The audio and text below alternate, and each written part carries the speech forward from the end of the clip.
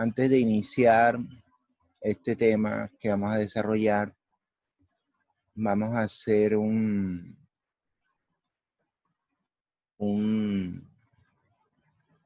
análisis a estos conocimientos previos,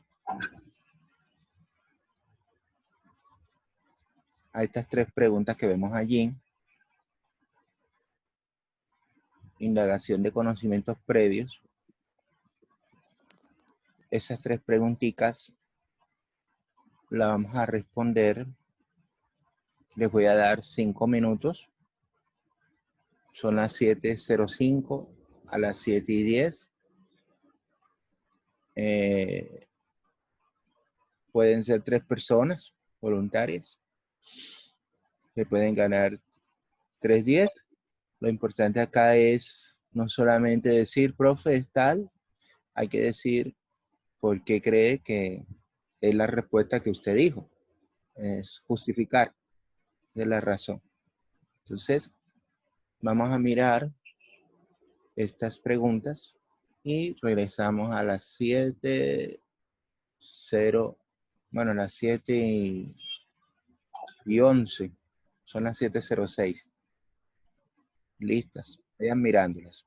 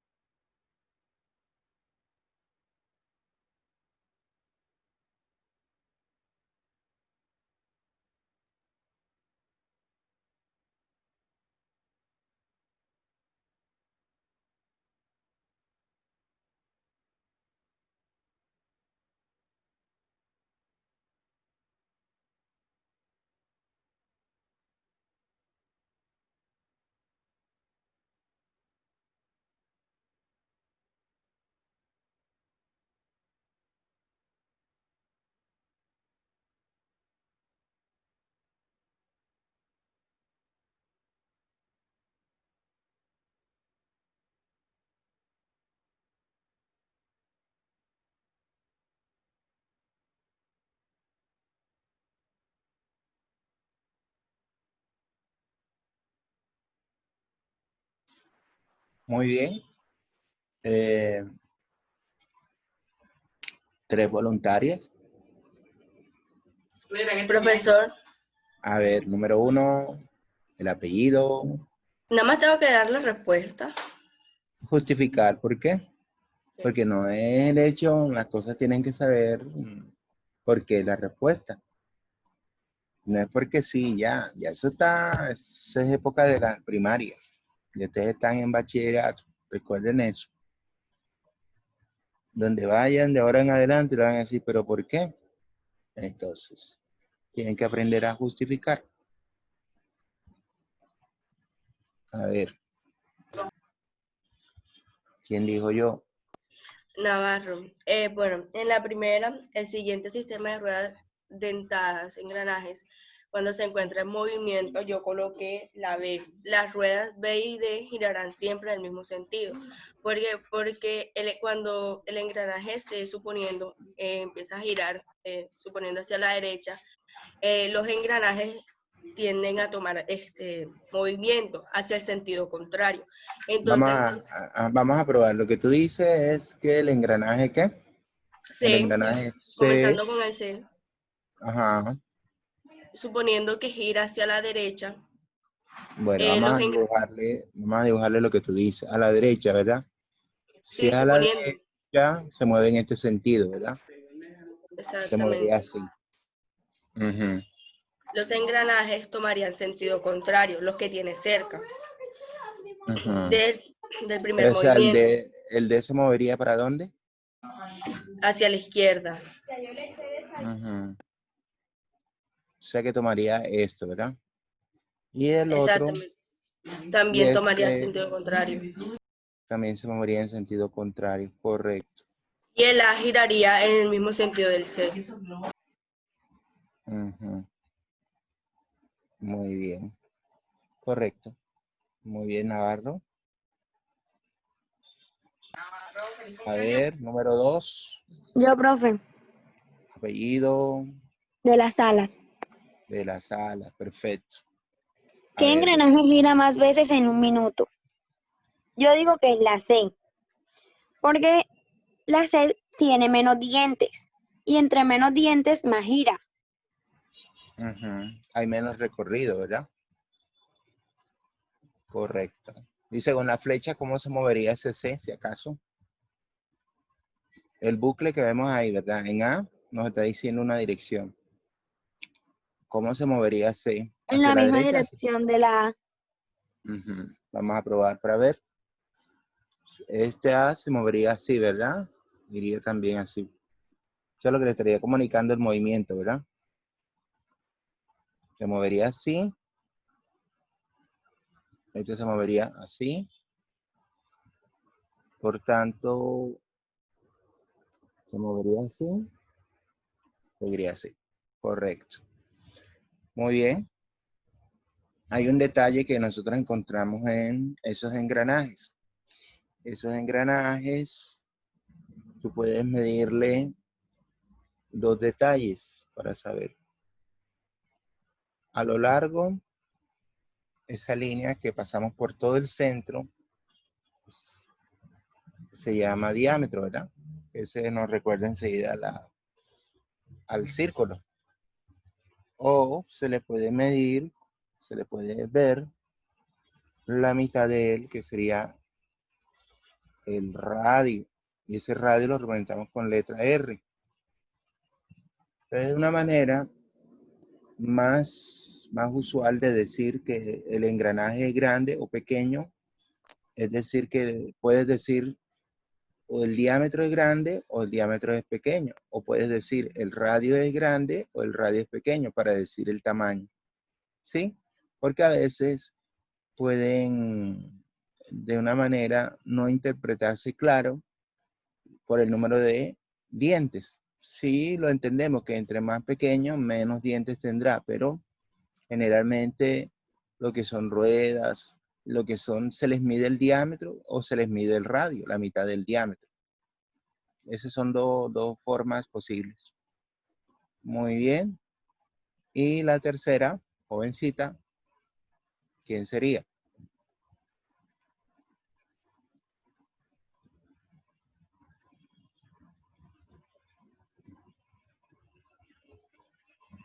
Entonces, de la segunda, correcto, sería la C. Perfecto. La tercera, ¿quién la lee? ¿Quién nos responde la tercera?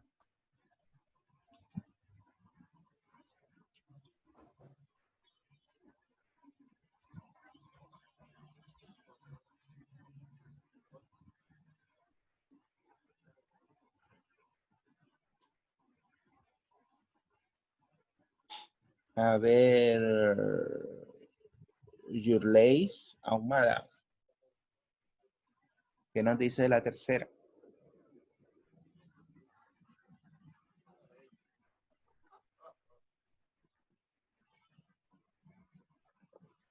A ver, Ahumada, te escuchamos.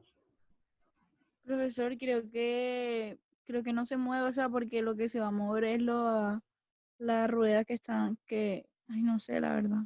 Creo que no se mueve, la sé. ¿Cree que no se mueve? ¿Alguien tiene otra objeción diferente? Profesor, Dime. yo digo que sube. Ujú. Ah, no, perdón, que baja. Que ella baja. Vamos a ver. ¿Por qué razón? A ver. Uno mira a ver dentro de las señales debe haber un bucle, una flecha. Se le llama bucle. A ver si encontramos en alguna de esas ruedas. A ver. ¿Por qué? A ver. Fíjense que los ejemplos, dos ejemplos anteriores se les llaman engranajes. Y este último que vemos es son poleas. Generalmente las poleas están conectadas con una correa, las dos de la derecha. Así de manera parecida, los engranajes se comunican en el movimiento. Las poleas también se comunican mediante las correas el movimiento. ¿Sí? Las dos que están a la derecha están unidas por una misma banda y la polea que está a la izquierda está conectada con el centro de la polea más grande que está a la derecha.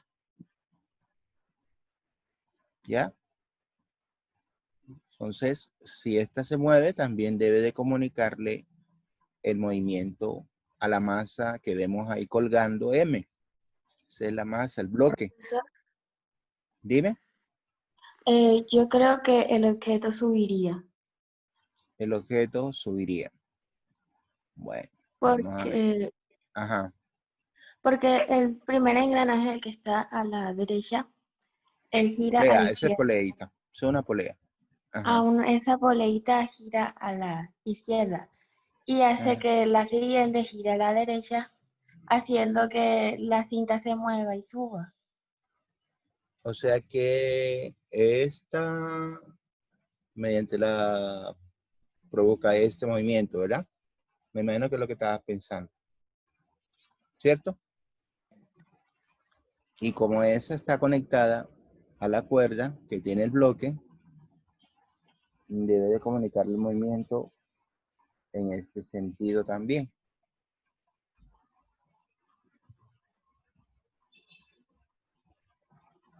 ¿Sube o baja? De acuerdo a eso. Profe, Ajá, yo digo que baja, ajá, porque correcto. la primera polea gira a la izquierda, por lo tanto, las otras dos también van a girar en la misma dirección. Ujú. Lo que le estamos es comunicando el movimiento, ¿verdad? Y entonces baja, Exacto. O sea que la dirección correcta es el vector A o el vector B. El vector B. El vector B, correcto.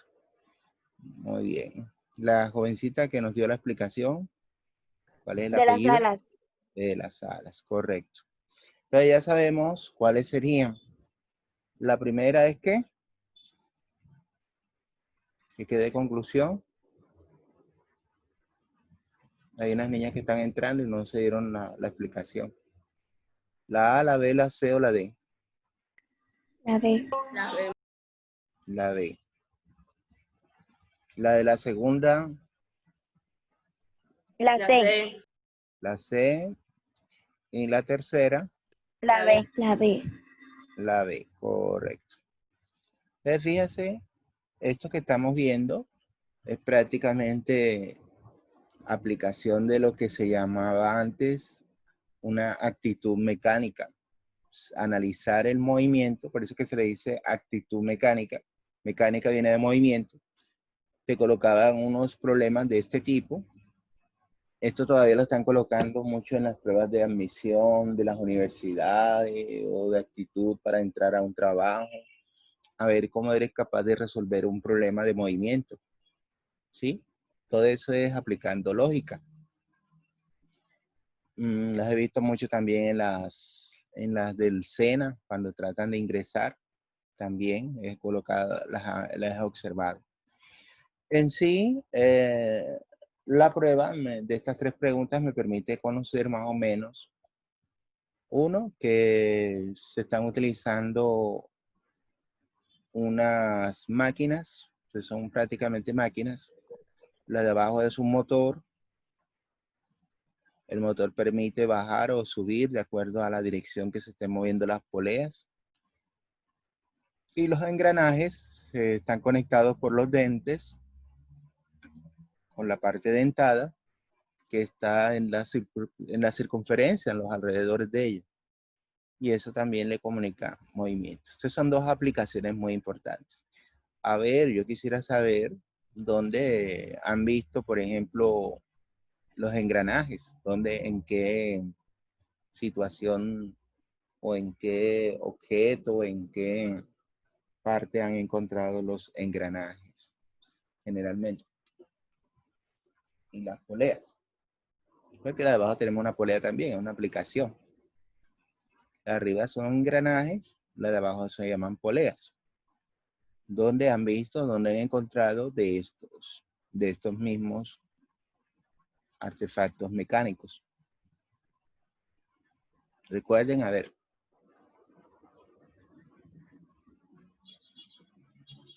En alguna parte las han visto, hace que no recuerdan.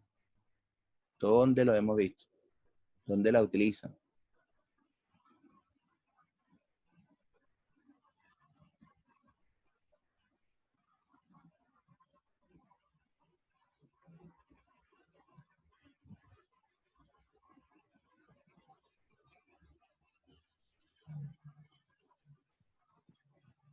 ¿Nadie tiene que decir nada?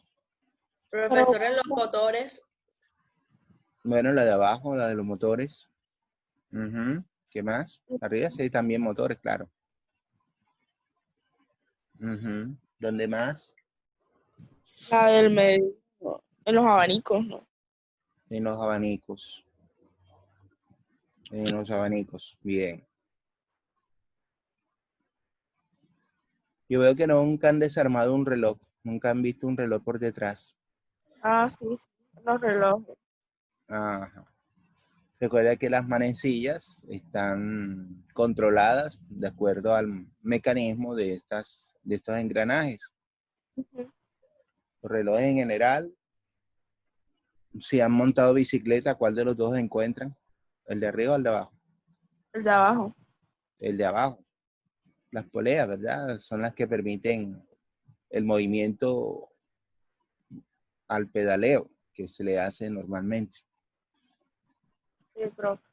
¿Las llantas de una bicicleta serán más grandes una que otra o tendrán el mismo tamaño? ¿Qué creen Tiene el ustedes? mismo tamaño. Tienen el mismo tamaño, correcto. Muy bien. Vamos a escuchar a alguien que nos quiera leer sobre todo Ajá. esto. Yo, Sí, profe. acá donde dice destruyendo es describe, ¿oíste? Ahí Ah, bueno. hay un error. Adelante. Espérate. En la naturaleza se observa un movimiento cuyas trayectorias no son líneas rectas, sino curvas semejantes. movimiento reciben el nombre de movimientos curvilíneos. Las plantas y los satélites se mueven en el espacio. Los planetas, ¿no será? Los planetas. Ajá. Los planetas y los satélites se mueven en el espacio describiendo trayectorias curvilíneas, mientras que todas las clases de medios de transporte, elementos de las máquinas y mecanismos en general describen también trayectorias curvas. El caso más simple de un movimiento curvilíneo es el movimiento circular, el cual se conoce y utiliza desde la antigüedad. Por ejemplo, Aristóteles afirmaba que el Sol, la Luna y los planetas giraban en torno a la Tierra con movimiento circular uniforme y que éste era eterno, perfecto e inmutable. Posteriormente, Ptolomeo planteó que Ptolomeo. Ptolomeo plantó que los planetas, el Sol y la Luna giraban en pequeñas circunferencias cuyos centros giraban a su vez alrededor de circunferencias mucho más grandes que tenían su centro en la Tierra. De esta manera, vemos cómo el movimiento circular fue gran utilidad cuando el hombre intentaba dar una explicación al funcionamiento del universo. Exacto. Entonces, hasta los pitagóricos,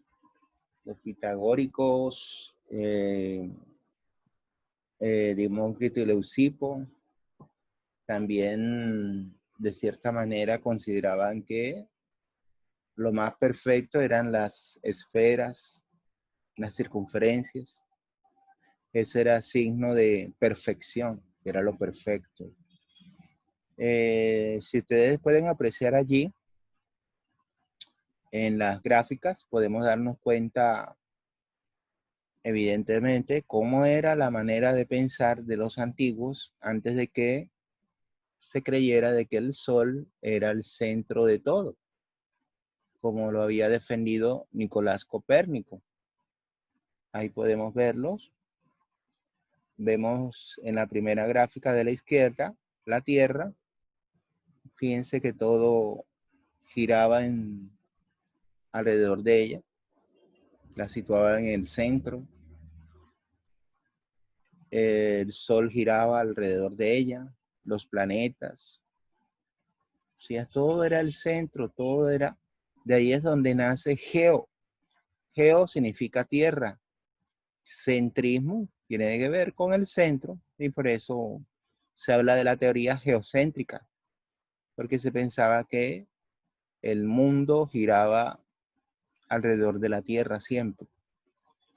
Y esa es una doctrina que Ptolomeo precisamente defendió. Y bueno, ellos tenían la manera de demostrar, ustedes sabían que los filósofos buscaban una explicación de todo, por qué sucedían los fenómenos. Y ahí en filosofía nos vamos a dar cuenta muchos cómo explicaban el origen de las cosas. Otros trataban de explicar cómo era que se movían las cosas. Y era natural equivocarse de esa manera como consideraba la teoría geocéntrica, ya que usted cuando se va a levantar en el día, la primera luz del día, el sol, usted observa que está en el oeste, está en el este, perdón. Y al mediodía encuentra el sol que ha recorrido hasta la mitad del firmamento, el cielo. Después en la tarde observa que se oculta al horizonte en el sentido contrario donde salió. Entonces, esa percepción que usted mira le hace pensar de que el sol gira alrededor de la Tierra. Y así ocurría con la Tierra, con la misma luna. Observaban los astros, las estrellas y encontraban también esa situación. ¿Qué le quedaba por esperar? Ptolomeo, como era el pensador, trató de dar la explicación esa de que todo gira alrededor de la Tierra y la demostración era simple de verlo por experiencia. Llega ya Galileo con el uso del telescopio y el conocimiento que se tiene en las observaciones, y ese conocimiento que Copérnico utiliza, se da cuenta de que esa teoría geocéntrica no era cierta por unos detalles. Por ejemplo, cuando un cometa llega al sistema solar, generalmente el cometa debe hacer un recorrido. Si el cometa llega al sistema solar, lo más normal, según lo que pensaba en la antigüedad, es que le diera la vuelta a la Tierra y de ahí regresara nuevamente al espacio exterior. Pero no, se dieron la sorpresa mediante las observaciones de Copérnico que el cometa no le daba la vuelta a la Tierra y regresaba, sino que al contrario, el cometa daba la vuelta al Sol y con esa misma se alejaba. Entonces, con esa observación, y como ya en la época de Copérnico ya se usaba el método científico, ya que Galileo lo había hecho anteriormente, le creó una base muy fuerte. Por eso, cuando nosotros damos una respuesta o una posible explicación, tenemos que tener un fundamento. No es porque sí o porque no. No debemos dar esa respuesta, es esta y ya. No, hay que dar una explicación con fundamento para que la otra persona te comprenda y sepa y estás demostrando que tú sabes. Entonces, eso es lo que se le pide a ustedes, las estudiantes, que apliquen con esas justificaciones el método científico, cómo lo perciben de acuerdo a lo que han estudiado de él. Entonces, se derrumba, y así como estamos exigiéndoles a ustedes aprender, se derrumba esa teoría geocéntrica para dar origen a la teoría heliocéntrica. Pero helio, ¿qué sería? Resulta que helio es una palabra griega que significa sol.